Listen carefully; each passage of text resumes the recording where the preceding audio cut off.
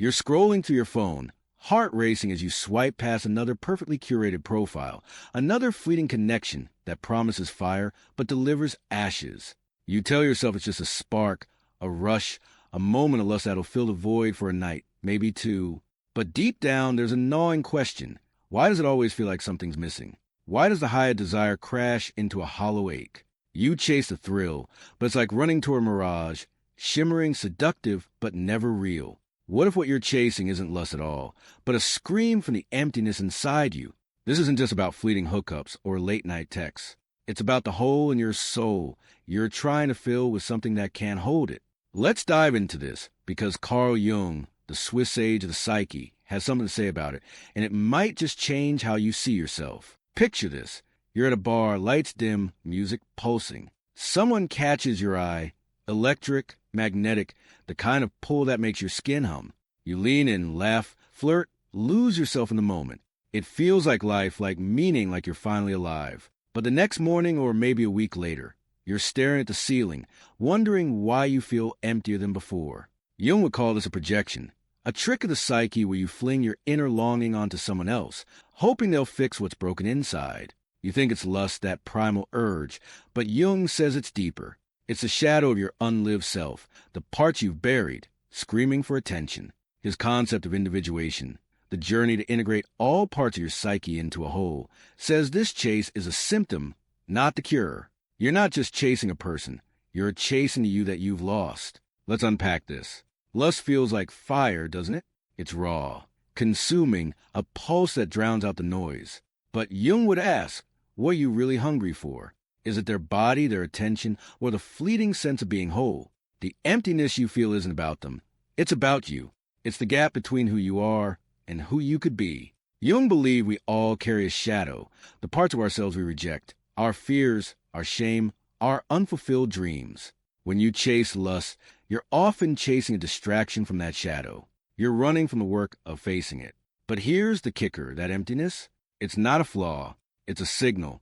It's your psyche whispering, there's more to you than this. So why do we do this? Why do we mistake emptiness for desire? Society doesn't help. We're bombarded with images of perfect bodies, perfect lives, perfect moments. Instagram, Tinder, the endless scroll. It's a machine that feeds on your insecurity, telling you that the next swipe, the next date, the next thrill will fill you up. But it's a lie. Jung's idea of psychic energy, the force that drives your thoughts, desires, and actions, gets misdirected. Instead of pouring that energy into knowing yourself, you leak it into fleeting fixes.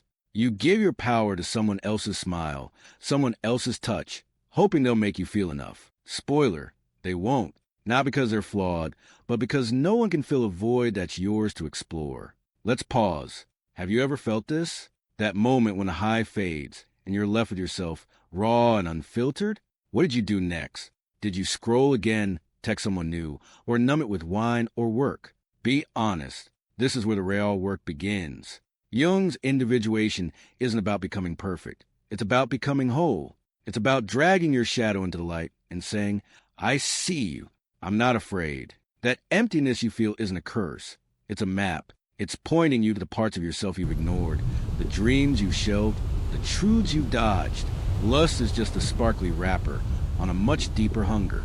In the next part, let's get practical. How do you stop chasing mirages and start filling the void? First, you got to stop running. Sit with the emptiness. Feel it. Ask it what it wants. Sounds weird, right? But Jung would say your psyche is always talking. You just have to listen. Try this. Next time you feel that pull towards someone or something, pause.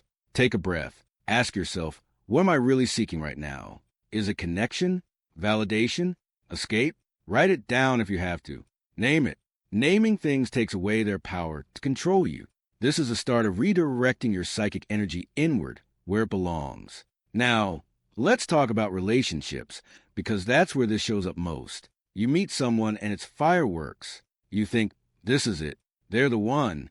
But Jung would warn you about projection again. You're not seeing them. You're seeing what you want them to be. Your anima or animus, Jung's terms for the inner feminine or masculine, gets plastered onto this person. You think they're your soulmate, but they're just a mirror reflecting your unmet needs. The fix? Get curious about yourself first. What do you love about them? Their confidence? their creativity, their fire. Those are clues to what's dormant in you. Instead of chasing it in them, cultivate it in yourself. Want their confidence? Take a risk. Want their creativity? Pick up a paintbrush, a pen, a guitar. Stop outsourcing your wholeness. This isn't just about romance. It's about every area of your life. That job you hate but staying for the paycheck? That's you chasing security instead of purpose. Those friends you keep around even though they drain you? That's you avoiding the emptiness of setting boundaries. Jung's Individuation is a call to courage. It's saying, I'd rather face the void than live a half-life. So what's one thing you're avoiding? One truth you're dodging? Write it down. Look at it. That's your shadow waving hello. And here's the bold part. You don't have to fix it all today. You just have to start. Take one step. Say no to one toxic habit. Say yes to one scary dream. That's how you reclaim your psychic energy. Let's zoom out. Society loves to keep you distracted. Consumerism, social media, the hustle. It's all designed to keep you chasing external fixes. But Jung's wisdom cuts through the noise. You are enough, but you have to meet yourself first. This is where the transformation happens. When you stop mistaking emptiness for lust, you start seeing it as potential. That void, it's not a hole, it's a canvas. It's where your art, your purpose, your truth can take shape. But you got to do the work. No one's coming to save you. Not that hot stranger. Not that next promotion. Not that perfect life you're scrolling for.